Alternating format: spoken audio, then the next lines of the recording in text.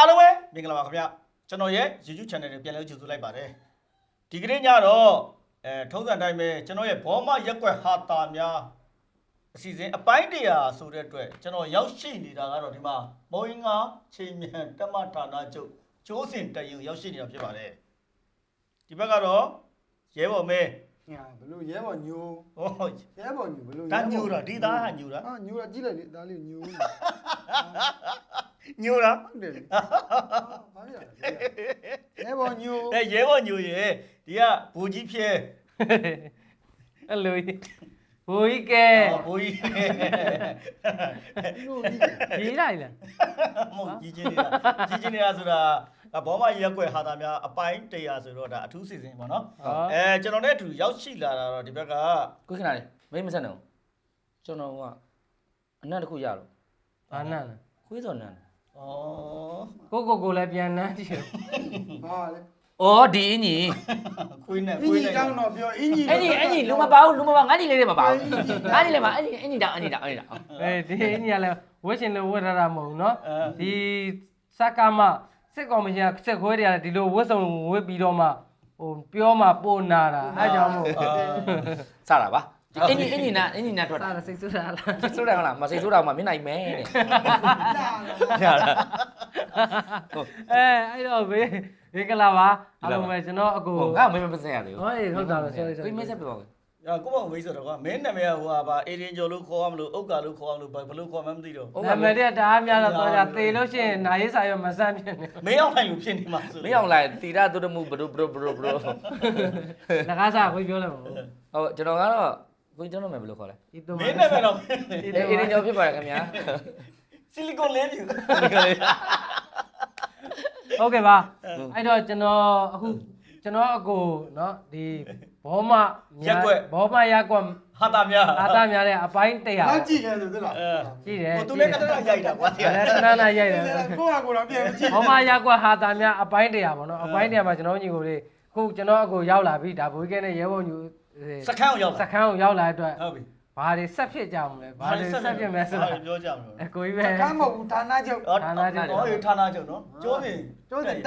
တရင်နော်မိုက်တယ်နော်မစိုးတော့မစိုးနော်ဝင်ကချိန်မဲ့တက်မဌာနချုပ်ကျိုးစင်တရင်ဒါဘဘကြီးကအဲ့လိုဖြစ်မှာဆိုတဲ့ဟာမျိုးအောက်ခြေရဲဘော်ရဲ့အစဒီလိုဆိုတာပြတာပြီးတော့ကိုကြီးဒီမှာအလံ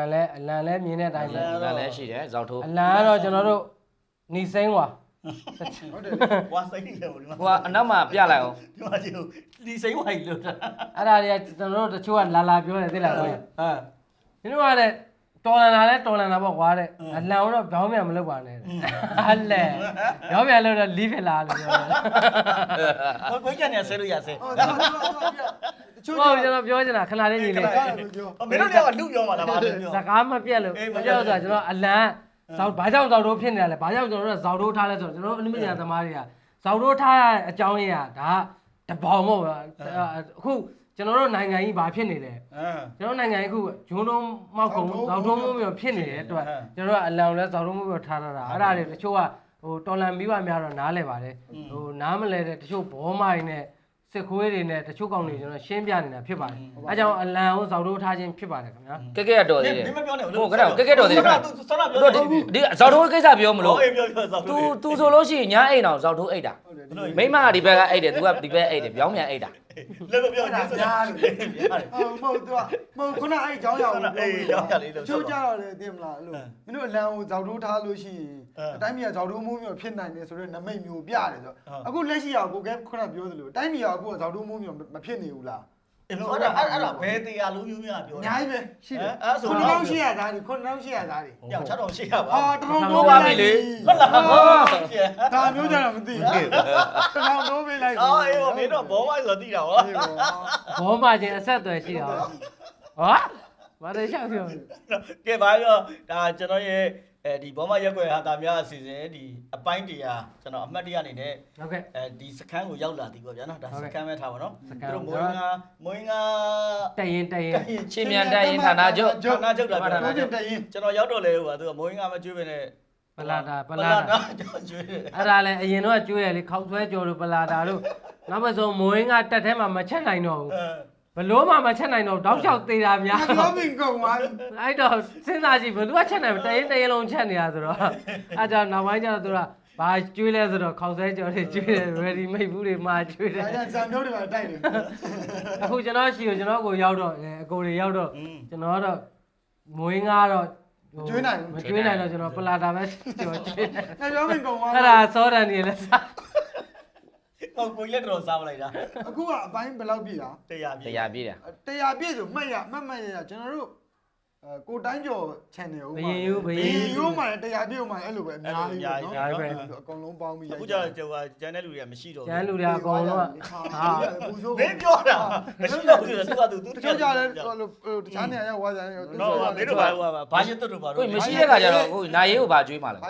မရှိတော့မရှိတော့သူကသူတနေရာသူရောက်သွားကြ လုပ်တွေသွားလုပ်ကြ ဩမသိပါဘူး လိုင်းလုပ်တွေပဲသူတို့နိုင် ငါလဲဝါရီဆွဲရဖို့ပဲစဉ်းစားတယ်ပလာတာစားထား ဘာရတော့မဟုတ်ဘူးဘာရသေး အဲ့ဒါပလာတာအကြောင်းပြောလို့လဲတို့ဟိုစန္ဒပြတော့ဟိုပလာတာလူစားတဲ့ကောင်မြင်ရမ တာ နေ ဝိ တယ် တာဝိပါ လာလည်းရလူသားတာ အာမမိတယ်ကုန်မမိတယ် အဲ့တော့ကျွန်တော်တို့ကျန်တဲ့ညီကိုတွေကတော့မပါရဘူးပေါ့နော်သူ့နေရာသူအသီးသီးရောက်နေတော့အကိုကတော့အပိုင်းတရမှာအကုန်လုံးနဲ့ပါစေခြင်းနဲ့အကုန်လုံးနဲ့ရိုက်မယ်ဆိုပြီးတော့စီစဉ်ထားရမယ်လေတချို့ညီကိုတွေကတနေရာစီသူ့လုပ်နေသူလုပ်နေတဲ့အတွက်ဟောဒီမှာကြည်နေတဲ့တော်လန်မိဘပြည်သူများအားလုံးခွင့်လွှတ်သိခံကြပါခင်ဗျာ ချို့ကလည်းကုန်တန်းနေပြီချို့ကလည်းကြက်သားစက်ရုံရောက်ကုန်ပြီ တချို့ဆိုလဲကကိုစက်ဖဲတို့ဆိုလဲဒါထွက်ပြေးအောင်ပါဘူးဟော ဒီသေးနေနော် ကိုစက်ဖဲကတော့အခုသူကဘာရက်တဲ့နဲ့သူတော်ဆိုကျုံးမှရိုက်နေတယ်ရိုက်နေသူကကိုကြီးစက်ဖဲကိုလည်းအားပေးကြပါဦးကျွန်တော်အကိုတွေကိုလည်း channel လေးအခုဆက်ပြဲဆိုတဲ့ channel ရှိရယ် ဟိုနေ့ကတော့ဗီဒီယိုကောလှမ်းခေါ်တယ်ဟာဒါဒီမှာလည်းဖော်တနာမရယ်ဘာညာအဲ့ဒါကျွန်တော်လည်းပြောလိုက်တယ်ဘာရက်တဲ့တော့ဟို lady စီးတဲ့ဟာနဲ့စီးပြီးတော့သွားပါလားလို့ရတစ်ဝတ်စုံနဲ့ဇန်နဲ့ကြွတယ်ပင်လည်းရောက်ပေးတာပဲ ဟုတ်ကဲ့ပါဆိုတော့ကျွန်တော်တို့ထုံးစံတိုင်းပဲဒါကကျွန်တော်ညီကိုတယောက်ကျွန်တော်ညီကိုတယောက်ပြောကျွန်တော်ညီကိုတွေရောက်အေးပါပါပါတယ် ငါပြောတာလို့ပြောတာဖကိုလုံနေတာ ကလေးတွေကလည်းစိတ်ဆိုး လစ္စာလေးပါလေးပြစ်လေ ဒီကောင်းကောင်းစိတ်ဆိုးတယ် ပြောတော့လေးရောက်ထိုင်နေကျွန်တော်ညီ ဟုတ်တယ်ဒီကလေးသားလေးနှစ်ယောက်ကိုပဲလာပြီးတော့ ကလေးသားလေးပြီးတော့ ကလေးသားကိုရ ခွေးသား ကလေးသားပါကျွန်တော်ပြောငါကျွန်တော်ပြော မဟုတ်ဘူးငါမြေတော်မြောက်ပေးရမယ်အရွယ်နေကမြေမြုပ်ရမယ်အရွယ် โอเคပါဆိုတော့ကျွန်တော်စီစဉ်ကဘောမရက်ကွက်ဟာတာများဆိုတော့ကျွန်တော်တို့ဘောမရက်ကွက်ပဲနည်းနည်းလေးလှည့်လိုက်ရအောင်ဗျ ဟုတ်ကဲ့ ဟုတ်ကဲ့ နော် လှည့်လိုက် လှည့် ရှိပါလားဒါမှမ မ ဟုတ် ဟုတ်လေအဲ့လိုလှည့်ခိုင်းတာမဟုတ် ငွေနဲ့လှည့်မလား အဲ့လိုလှည့်ခိုင်းတာမဟုတ် ဟောဒီလို ဘောမရက်ကွက်ပဲ ဟောဘက်ဘက်ကို စကား စကားလုံးလှဲ့မှာ စကားလုံးလေးပြောလိုက်ရအောင် ဘူးရပြောဘူးအမိတ်ကိုပဲတပည့်တော်စောင့်နေ ဟုတ်ပြီအဲ့ဘလို့တပိတော်တော့ ပောက်ကိုတော့လည်းမာသွားတာ ဒီခွေးကထုံးနဲ့မနိုင်နဲ့ကျွန်တော်ဟမ်တရောင်းသားကထုံးနဲ့မနိုင်နဲ့ โอเคကျွန်တော်တို့ဘောမရက်ကွက်ဟာတာများဆိုတော့အခုတလောကျွန်တော်တို့ line ပေါ်မှာမနေ့ကပါဗောနော် မနေ့ကမဟုတ်တနေ့ကမှ တနေ့ကစပြီးတော့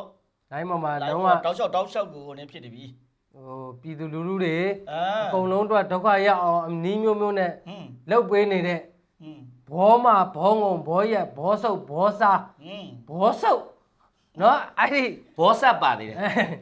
အဲ့ဒီအနုပညာရှင်တွေနော်သပင်ပညာရှင်တွေ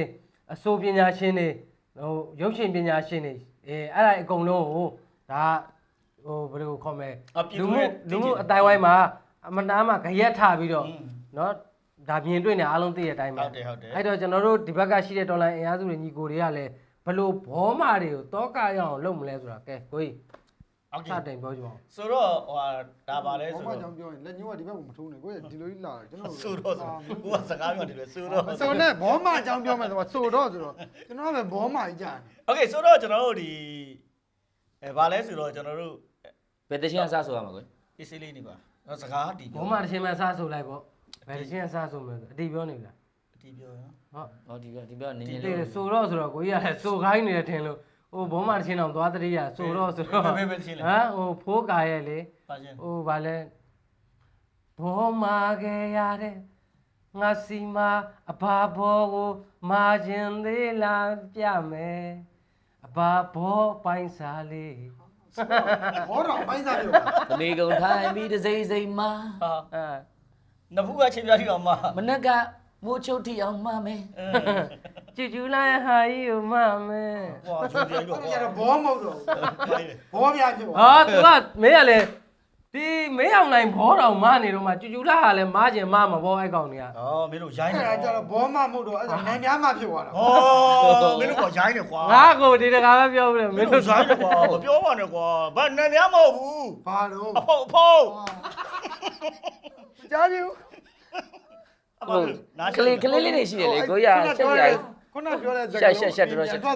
sorry ပါ sorry ပါ မစမ်းမြောက် ကျွန်တော်ကွာအဲ့လို ချက်လုံးလုံးမျက်နှာတွေတောင်နေရဲနေပြီ ဒီ ပြော မှာ တာ တောင်းလည်းမတောင်း မင်းတို့ကပြက်လုံးပြက်နေစောင့်ကြတရားလုံးများရဲ့โอเคစားထားလိုက်တော့မင်းတို့ဟိုဒီကြကျွန်တော် အရင်ဆုံးပြောမယ်ကိုရအရင်တောင်းမှန်မယ်ကတော့ကျွန်တော်တို့ကအများအားအဲ့လိုဟိုဆဲတာပြူတာတော့မရှိဘူးဒါပေမဲ့ဟိုတခါကျရင်အကိုနဲ့ပေါင်းပြီးတော့ပေါင်းပြီးတော့မဟုတ်အကိုကြီးကရိုင်းတယ်လို့ပြောတာမဟုတ်အကိုကိုလည်းကြိုက်တယ်နော် ဟာ သူကတိတ်မဆဲသေးဘူးလို့ပြောရမှာဟိုကတခင်ဆိုပိုဆဲတယ်အဲ့တော့အကိုကြီးကဒါအကိုကြီး channel မှာရှိတဲ့မိဘညီကိုမောင်နှမသားနမိမောင်နဲ့နှမဟိုကျွန်တော်ပြောဆိုလေးမှလည်းရန်ဝမ်ကျွန်တော်တို့ကအလုပ်ကလည်းဆဲရမယ်အလုပ်ဖြစ်နေတယ်နော်ကိုကြီးနော် မ တချို့ကြောင့်လည်းဆဲမအောင်ရ ဟုတ်ကျွန်တော်တို့ကညီကိုတွေစုံမဆဲတာပါ မဟုတ်ပါဘူး မဆောင်လည်းဆဲတယ် ငါတယောက်လည်းဆဲပါတယ် စုံတာကလည်းမနေ့ကနေညနေထိစုံနေတာကို ငါတယောက်လည်းဆဲပါ တယောက်လည်းဆဲတယ် ငါတယောက်လည်းဆဲပါထားပါဟိုကအဲ့လောက်ထိလည်းမတောင်းမှန်းနဲ့ဆိုတာဟိုကဘာလဲဆိုကို channel မှာကြီးတဲ့မိဘပြည်သူများလည်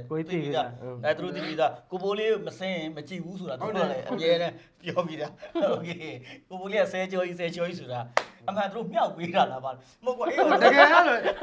ညီလေးလည်းတွေးမိတာဟုတ် ပေးတယ်ပြောနေနော်မြောက်ပေးရလားမသိဘူးလေ တကယ်တော့ညီလေးလည်းတွေးမိပါတယ်ဟိုကျွန်တော်တို့အခုချိန်ကြီးကကျတော့ချိုးတသားရင်ကြီးပြောလို့ရတဲ့အဆင့်မဟုတ်တော့ အေး အဲ့တော့ဇဲကိုဇဲမှရအောင်အဲ့တော့နောက်ကြရင်ကိုပိုးဆဲဆိုပြောင်းလိုက်ပါဟုတ်တယ် ဘလို့ ကိုပိုးဆဲဆို နင်းနမိုင်ကိုပိုးဆဲတာ ကိုဘိုးလေးမဟုတ်ဘူးကိုဘိုးဆဲ ဖိုးသေးအကူဖိုးဆဲ ပိုးဆဲ ဖိုးဆဲ ဆဲအောင်ပါပဲကိုတကယ်ဆဲ โอเคစောနာဟိုကစကားလမ်းကြောင်းလေး လမ်းကြောင်းသွားလိုက်ပါ လမ်းကြောင်းလေးကိုနေပြောက်သွားမှာဆိုတော့တော့ဘာလို့လဲဆိုတော့ကျွန်တော်တို့ပထမဆုံးကျွန်တော်တို့ဒီသတင်းတွေကကျွန်တော်ကအစိုးရကြားပြီးသားအမှုပညာရှင်တွေပေါ့နော်အမှုပညာရှင်ပဲကျွန်တော်ပြောကြမယ်ပေါ့နော်အစိုးရတွေလာမယ်ကျွန်တော်တရုတ်ဆောင်တွေလာမယ်နောက်ပြီးတော့မလာသေးတာကြံသေးတယ် တပင်း တပင် ဒါပေမဲ့ကတော့မလာစရာအကြောင်းမရှိဘူးအမာဆုံးကတော့ဖိုးချက် ဟုတ်လား ဟာဟိုတနေ့တစောင်းနိုင်ပွဲမှာတော့မှခင်ကနောက်ကိုဟိုယထာလိုပဲအရှိကြီးပဲမင်းအောင်လည်းဟိုဘာတွေကုန်းကြော့နေ ဟုတ်တယ်ဟုတ်တယ် နော်အဲ့တော့တပင်ကလည်းကိုကြီးပြောသလိုပဲထက်လာအောင်ပါသူတို့က မင်းဖိုးချစ်ကိုမပြောနဲ့နော်မကြိုက်ဘူးအဲ့စကားကိုပြောနေမကြိုက်ဘူးထပ်ပြောမယ်မကြိုက်ဘူးကွာ ကြိုက်ကုန်မကြိုက်တာ ကြိုက်ကိုမကြိုက်တာထပ်မပြောနဲ့ အဲ့ဒါ2021ဟိုအာနာစစ်ကောင်စီကအာနာသိမ်းဝအောင်မပြောထားတဲ့စကား လို့စောက်ချက်နဲ့များမျက်နှာရည်နဲ့တွေ့ကြလည်းမသိဘူးနော်ပြည်သူလူထုစီဒီယံဝင်မှာပြည်သူလူထုဟိုအာနာရှင်တော်လမ်းမှာ ဝန်ထမ်းတွေနိုင်ငံဝန်ထမ်းတွေ ဝန်ထမ်းတွေကိုစီဒီယံဝင်ဖို့တိုက်တွန်းခဲ့တယ် အနုပညာရှင်တွေအကုန်လုံးနော်ပြည်သူနဲ့တသားနဲ့ရှိတယ်ဘာညာနဲ့ပြီးလဲပြီးတော့အဘာဘော စောက်တာ အဘာဘောသွားစုံနေကြတယ်အခုဆိုရင်ကျွန်တော်တို့ဒီကောင်းလေးစကမနေပြီးတော့သူတို့ရွေးကောက်ပွဲတွေနဲ့တဲလာပြီးတော့အနုပညာရှင်တွေထုတ်သုံးလာပြီအာနာရှင်ရဲ့ဟိုနေမောစစ်ကြုံတွေပေါ့စစ်ကြုံတွေထွက်လာပြီဟိုပထမတစ်ပိုင်းကလွတ်ပေးလိုက်တာဟိုဟာလေးတွေပဲဟဟလားဟိုပပလေးပုတ်ပေးလိုက်တာသူတွေထွက်လာတယ်ဘောင်းဆုံးအိမ်ချစ်တို့နော်အောင်ထတ်တို့ဟိုနင်းတွေထွက်လာ လာတို့ နီခင်စော နေခင်စော်တို့ထွက်လာပြီအခုတခါအဲ့ရှေ့မှာတိုင်တော့ဟိုဟာနေတိုးတို့မင်းမင်းသားတွေအစုံတော့ဟိုဟာဘာသူ နေတိုးနေဝဲ နေဝင်းအဲ့ဒါကြီးထုတ်တယ်ထုတ်ပြီးတော့တခါ စူပါလင်း စူပါလင်း စူပါလင်းနဲ့ တွက်လက် တွက်လက်နဲ့ဒါတို့ညီကိုနှစ်ယောက်ကြတော့ဒီကောင်လေးအကြောင်းသိတယ်စူပါလင်းကကွာဒီမှာကားတိုက်မှုနဲ့လူတည်ထားတော့ခဏလေးနဲ့ပြန်ထွက်လို့ရတယ်ဆိုတာအန်ဖို့ကောင်းတယ် အဲ့ဒါတော့ တော့မဟုတ်တချို့ကြောင့်လေလာမန်းနေတာဘယ်လောက်ထိကျွန်တော်ပိန်းလဲဆိုတော့ပိန်းတာလား6800လားခုဘယ်လောက်လား 9800 အေး9800ဇာလာတော့မသိဘူးလာမန်းစူပါလင်းရတယ်အဖက်မခံနေရိုက်ထားတာတဲ့ကိုလာမန်းတာအဲ့ဒါမင်းပြန်လိုးလိုက်လို့ငါလည်းပြန် ဟုတ်တယ်ဟုတ်ကြတယ်ကာလာနဲ့အခုဒီဟာနဲ့တေချာ အခုပိုးချစ်ပွဲဒီမှာဒီကောင်ပါနေတာစူပါလင်းတောက်လျှောက်ပါနေတာ ကိုကြီးဟိုတခုပြောရဦးအောင်ခိုင်မြို့သမီး ဘာလဲ အဒီ ဘာ ပါအဒီပါ အောင်ခိုင်ပါ အန်ဒီရေဦးလေခင်ဗျ ဘောငါနဲ့ကျေးဇူးရှိတယ် ဟိုကျေးဇူးရှိမရှိဒီချိန်မှာ ငါမင်္ဂလာဆောင်တော့ကဘန်ကုန်းစွတ်တာ ဘန်ကုန်းပဲဆွတ်ကို ငါနာသူ့နာရေးကြရင်ပြန်ပန်းခွေပြန်ပို့ပေးပြခိုင်း ဘန်ကုန်းပဲဆွတ်ခွေးလေဘက်ပဲဆွတ်မရဘူးအခုချိန်မှာဦးတွေတော်တွေမတက်နဲ့ အောင်ခိုင်နဲ့ အောင်ခိုင်နဲ့ဝါအေးဟုတ်ပြီသူတို့ဘာကြောင့်နောက်ကသူတို့တက်တော်ဆောင်တွေပါတယ်ပေးတယ်ဆိုတာဝါအောင်ကညိုစောရဲ့ညီမလေ လေသိရလေ ညိုစောရဲ့ညီမ ဘာလည်းမသိကြဩ အဲ့ဒါကြောင့်သူတို့တက်တော်ဆောင်တွေပေးတာသူညီမတွေသူ့မျိုးတွေထိမှာတော့အသေးကြောက်တယ် ဒါပေမဲ့တခုရှိတာအောင်ခိုင်တို့ခုနပြောတဲ့ အဲ့ဝါဝါ အော် ဝါအောင်လို့ဆိုတာသူတို့လင်မြအစာတဲကဟိုအရင်တဲကကိုသူတို့စစ်တပ်တောက်တယ် ထောက်တာ ဟုတ်တယ် စစ်တပ်ကိုစာရဲစစ်တပ်ဘက်ကသူတို့ပြပြသားသားပဲ original ဘောမတွေ original ဘောမတွေအခုက original မဟုတ်ဘဲနဲ့ဟိုလိုဒီလိုချန်စီကိုခွာတိုင်းနဲ့ဘောမတွေကြောင့်ပြောမှာမလား ဟုတ်တယ်အဲ့ဒါပြောတာ ဆက်ပြော မဟုတ်လေမင်းတို့ကဒီမှာစစ်ဝတ်စုံတွေဝတ်ထားရဘာလို့အဲ့လိုပြောနေတာ မဟုတ်ကျွန်တော်တို့ဒီဆုံးနေတဲ့ကျွန်တော်တို့ဒုက္ခဒုက္ခတွေကြောင်းအောင်လို့ဘာပါကြီး ဘိုးကြီးတို့ဒီကခါကွေးရဘာလဲဝေး ကာကြီးငါငါးဖို့တော့မှမှန်အောင်မရေးနိုင်တဲ့စစ်တပ်ကွာ အဲ့ဒါနှစ်ထပ် ဟု ထုတ် တ်ဆရာထောင်းဟိုကမင်းကစကားမပြောနဲ့ဟိုစူပါလင်းအကြောင်း စူပါလင်းကြောင့်ပြောရလဲစူပါလင်းတို့အခုဆိုရင်ဒါခုနသူတို့ဒါကားတိုင်းမှုနဲ့နော်၄ယောက်တည်သွားတာနော် 3 ယောက် 3ယောက်လားမင်္ဂလေး3ယောက်တည်သွားပြီးတော့ဘလောက်မှထောင်ထဲမှာတော့မနေရပဲနဲ့ထွက်လာတာဒါကလေဆုံးရှုံးသွားတဲ့သူတွေအတွက်သူတို့ပြန်တွေ့ရဲဆိုရင်သူတို့မိသားစုဘလောက်ဝမ်းနဲ့ကြေကွဲပြီးတော့ဘလောက်ပူဆွေးတော့ကရောက်နေမယ်ဆိုတာဟိုဒါညီတို့လည်းမျက်မြင်ပေါ့နော် ဒါပါ ဒီကောင်လေးဒီလိုဟိုဆေးတွေကြောင်မူးယူပြီးတော့ဟိုကားနဲ့တိုက်ပလိုက်တယ်အသက်တွေဆုံးရှုံးသွားတယ်ပြီးတော့ခဏတစ်ဖြုတ်ပဲအဖမ်းပြကြီးပြန်လွတ်တယ်အခုစစ်ကောင်စီဘက်မှာဝါဒဖြန့်ဖို့အတွက်ပြန်အသုံးချနေပေးတယ်ဆိုတာဒါကဟိုဖြစ်တင်လားမဖြစ်တင်လားဆိုတာပြည်သူတွေလည်းဟိုကျွန်တော်ပြောမှာဘိုင်းကောက်လောက်တာရှိတာလောက်ပါ ဟုတ်ပါ အဲ့တော့မညာပါနဲ့ငါတို့ဒီတစ်ခါတော့ခွင့်လွှတ်ပေးလိုက်မယ်ငါတို့ချစ်တဲ့သူတွေပဲငါတို့နားလဲပေးလိုက်မယ်မလုပ်ပါနဲ့မရပါဘူးအဲ့တော့ကျွန်တော်တို့တော့လက်မခံပါဘူးအခုဆိုရင်ပြည်သူလူထုကိုကျွန်တော်တို့အမြဲပြောနေကြစကားရှိရလေဟိုဇာသမားလာမှတ်သားစရာပါတယ်ဆိုတဲ့ဟာမျိုးမှာတပင်တွေပဲလာဘာပဲလာရုပ်ရှင်ရိုက်တဲ့လူတွေပဲဖြစ်သူကဝါရာမိုက်ကိုအဲ့လိုတိုင်းမှာဒါပြည်သူကဟိုတချို့တွေဆိုဘာမှမသုံးနော်ဒီ social media တိတ်မသုံးတဲ့လူတွေကြတော့ TV ဖန်သားပြင်မှာကြည့်တယ်တက်ကြီးရွယ်တွေရှိမယ်အလုံမားတဲ့လူရှိတယ်အားတဲ့ချိန်လေးမှာကြည့်တဲ့လူရှိတယ်အဲ့လူတွေကဒီသူတို့ဝါဒဖြန့်လိုက်တာတွေကိုဟိုဒါတွေကအဟုတ်အမှန်တွေပါဆိုပြီးတော့သူတို့ကဟိုခံယူသွားခဲ့ဟိုအာရမနဲ့ဓမ္မလွဲနေပြီအဲ့တော့ဓမ္မမှမသိအာရမမှမသိအောင်ဒီကောင်တွေကဝါဒမိုင်းတိုက်ထားတာအခုချိန်ထိပဲအဲ့တော့အခုထွက်လာတယ်မင်းသားအဆိုတော်တွေမင်းသားတွေရုပ်ရှင်မင်းသမီးမင်းသားတွေသူတို့ဟိုအစိုးရထောက်ခွာလို့ရတယ်ပြည်ပါပဲထွက်တပြည့်နိုင်ငံပဲထွက်တော့ပဲခိုးဒါတကယ်ပြည်သူလူထုကိုချင်းဒါသူတို့ရက်တီလို့ရတယ်အဲ့လိုမှမဟုတ်ဘဲနဲ့ငါကတော့အနေစားချောင်းလို့ငါကတော့အစင်ပြေလို့နေမယ်ဆိုပြီးတော့နေလာခဲ့တဲ့လူတွေနေပါမနေနဲ့ပြောဘူးကိုသမင်းကိုရှာစားပြီးနေကြအခုပိုဆိုးတာပြည်သူကိုပါဒုက္ခပေးတဲ့စကားလုံးမျိုးတွေပြောလာတယ်နော်ရွေးကောက်ပွဲလုပ်ရမယ်ရွေးကောက်ပွဲမဲလာထဲကြပါဒါဒီမိုကရေစီဆိုတဲ့ဟာမျိုးတွေရှောက်ပြောနေရှင်းလေကျွန်တော်တို့ပြည်သူလူထုကမကြိုက်လို့တော်ရွေးကောက်ပွဲလည်းလုပ်ပြီးပါရင်ဟုတ်လားဘယ်ဖွဲ့စည်းနိုင်တယ်ဆိုတာလည်းသိပြီးပါရင်အဲ့အတွက်သူကမတရားအာဏာသိမ်းသွားလို့ကျွန်တော်တို့ကမကြိုက်လို့ကဲမနေဘူးကွာတော်လန်မယ်ဆိုပြီးတော့ထွက်လာပြီးတော့ဒီဘက်မှာလှုပ်ဆက်ရှိတာလုံနေတယ်အဲ့တော့ခမရတို့လည်းမကြိုက်လို့ရှိရင်ထွက်ကြပါပြည်သူလူထုတော့ထပ်ပြီးအစိမ့်မခတ်ကြပါနဲ့ ဂျားနေဆိုတော့မရှိဘူးနော်ဂျားနေဆိုတော့မရှိဘူးဒေါ်လာကြီးမှာဂျားနေဆိုမရှိဘူး သူမိတ်ဆွေနှမျိုးပဲရှိတယ် ဒါပါဒါပါ သူလုံးမှလားမိတ်ဆွေလုံးမှလား ဒါပါညီလေးကဲပြောတော့တာလဲအခုသဘောကျပါတယ်နော်သဘောကျဆိုတော့တချို့လူတွေကထွက်လို့ရသည်ပေါ့နော်ထွက်လို့ရရဲ့သားနဲ့ဘာလို့မထွက်လဲသူတို့ကမိသားစုရှိတယ်သူတို့စီးပွားရေးရှိတယ်โอเ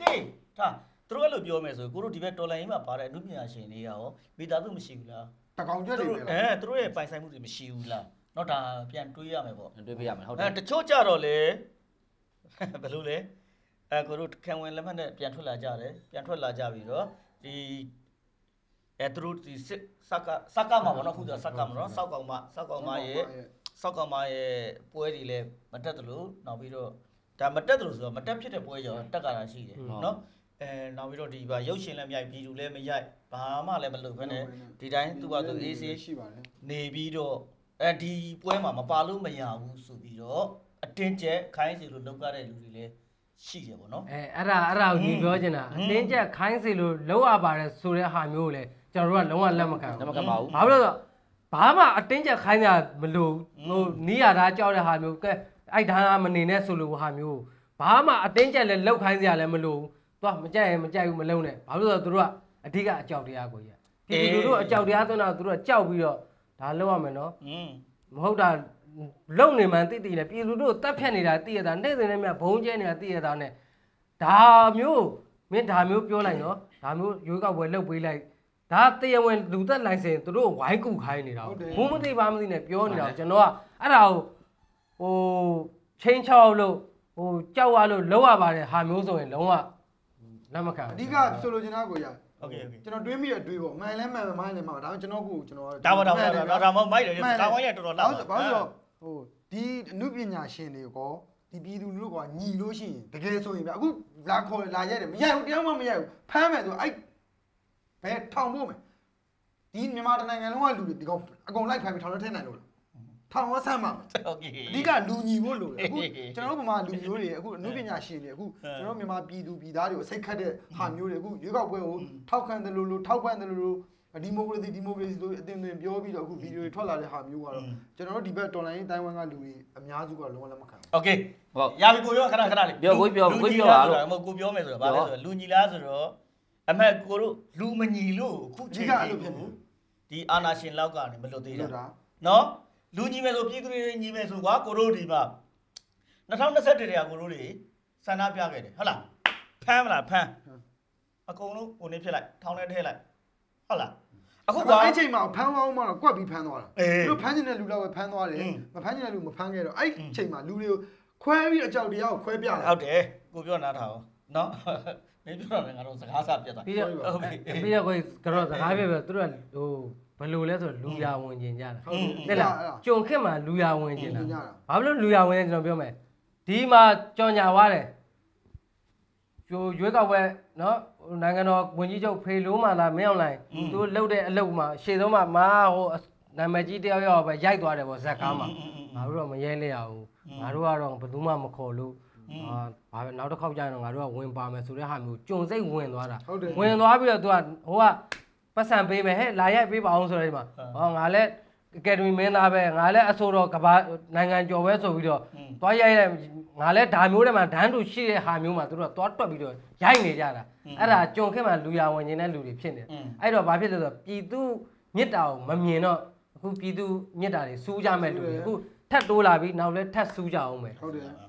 ဟိုဆောင်းနာစကားလေးပြန်ဆက်အောင်နော်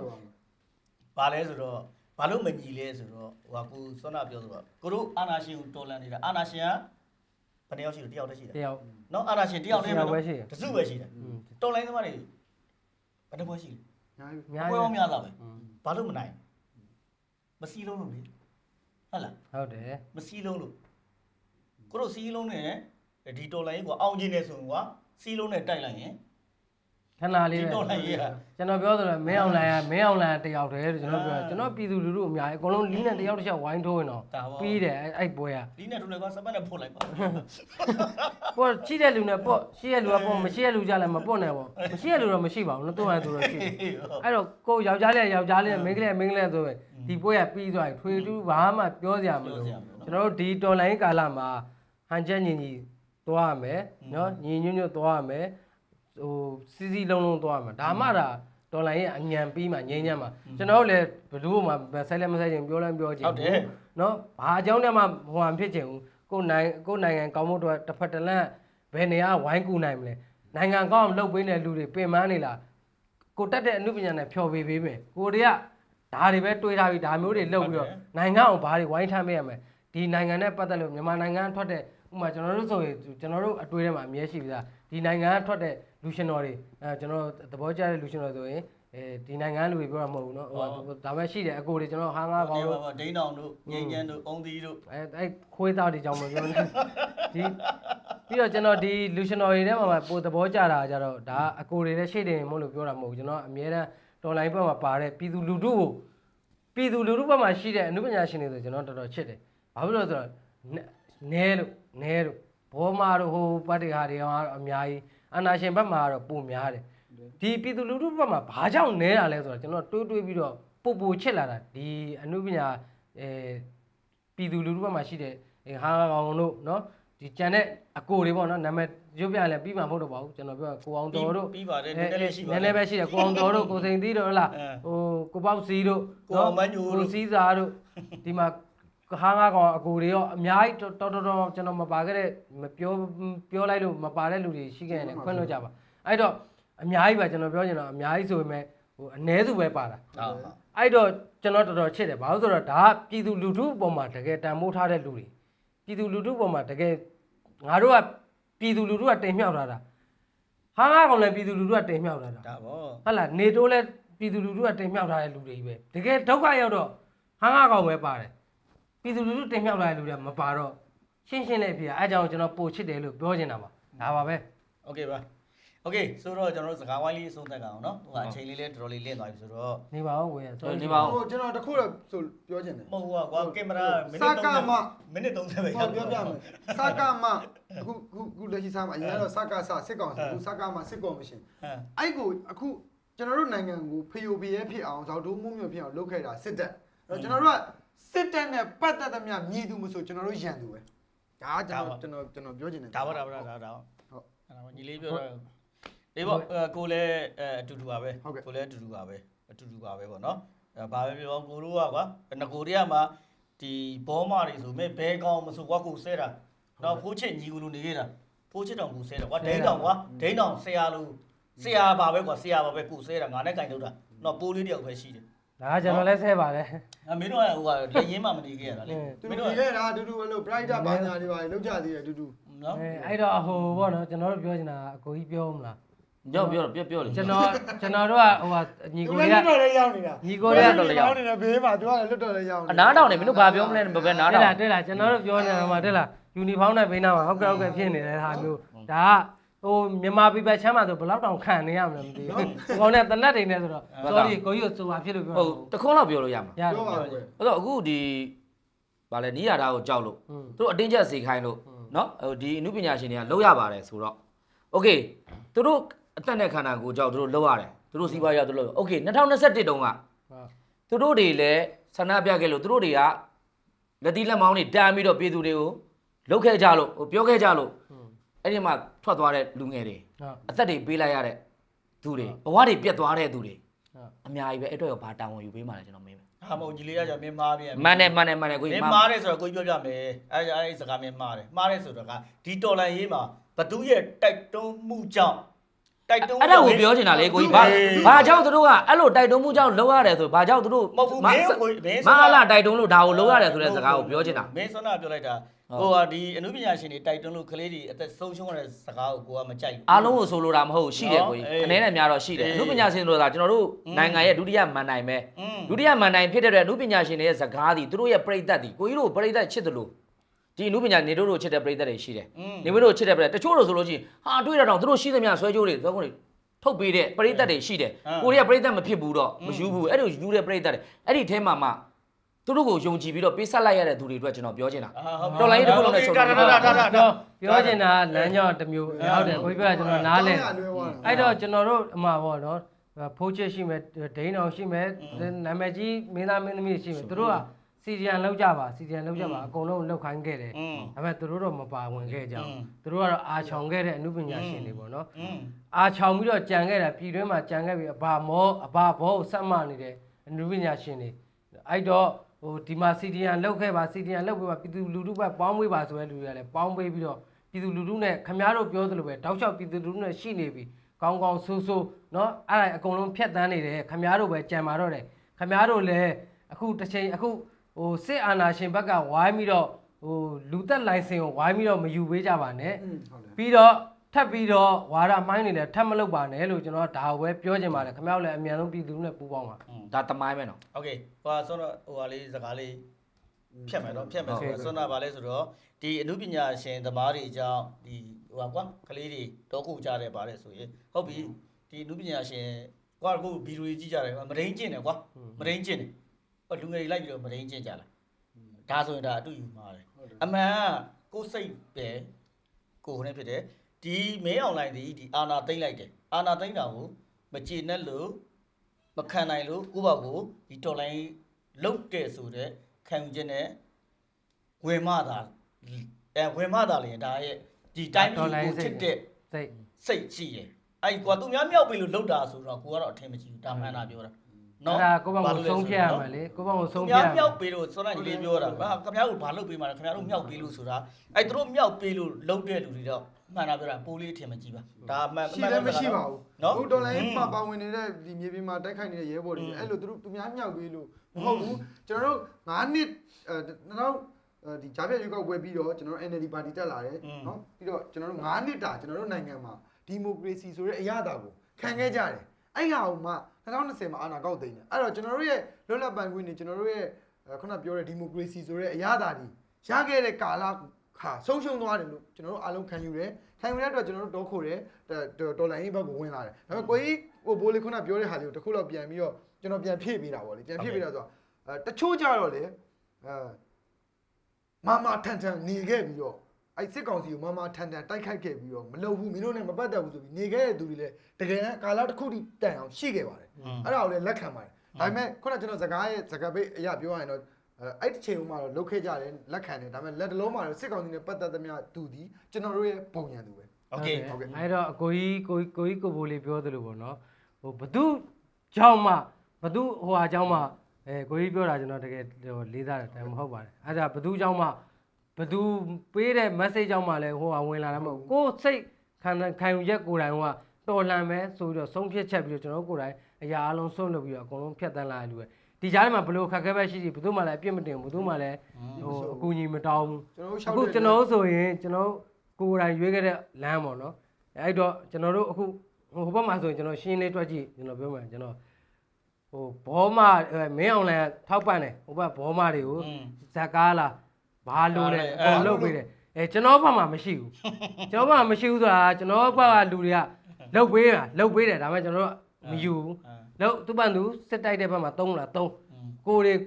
ခွန်အားနဲ့ပဲကိုတွေတိဆောက်ပြီးတော့ဟာငါတို့မကူညီရလားငါတို့ကတော့တော်လိုင်းနဲ့ပါခဲ့လို့ဆိုမှဘာမှမရှိပါဘူးအဲ့တော့ကိုတော်လိုင်းရဲ့ခေါင်းဆောင်တွေလည်းသူတို့လုံးဆရာရှိရလုံနေငါတို့လည်းလုံးဆရာရှိရလုံနေတယ်ကိုခံယူချက်နဲ့ကိုပဲသွားပါတယ်အေးစေးပါ โอเคပါအဲ့တော့ကျွန်တော်တို့စကားဝိုင်းလေးကိုဒီမှာပဲဖြတ်လိုက်အောင်ရက်လိုက်အောင်ဆိုတော့ဟိုညီလေးကဲပြောခဲ့သလိုပဲ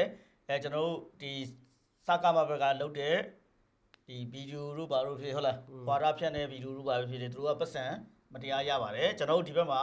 တော်လန်တို့ရိုက်ကူးနေတဲ့ကျွန်တော်တော်လန်ရဲဘော်ညီကူအများတော်လန်အမှုပညာရှင်ညီကူမောင်နှမများသည်ကိုယ့်ဘက်ကိုစူးစမ်းပြီးရိုက်နေရသည်ပေါ့နော်ကိုစိတ်နဲ့ကိုခုတော့မှကိုတို့ရိုက်ကူးလေးတစ်ခုလုပ်ဖို့ရှိတယ်ပေါ့နော်ဒါလည်းကိုယ့်ဘက်ကိုထုတ်ပြီးရိုက်ကူးမယ်ဆိုတဲ့အကြောင်းလေးเนาะပြောကြရင်လည်းကျွန်တော်တို့မှာဒီတော်လိုင်းမှာပေါ့နော်တော်လိုင်းမှာဒီအမှုပညာနဲ့ပတ်သက်လာရင်ဒီထောက်ပံ့မှုဒီတချို့ကျတော့မဟုတ်ဘူးပြီးတယ်ပေါ့နော်တချို့မဟုတ်ဘူးပြီးတာလေးတော့ရှိတယ်ပေါ့နော်ဒါလေးတော့ရှိပါတယ်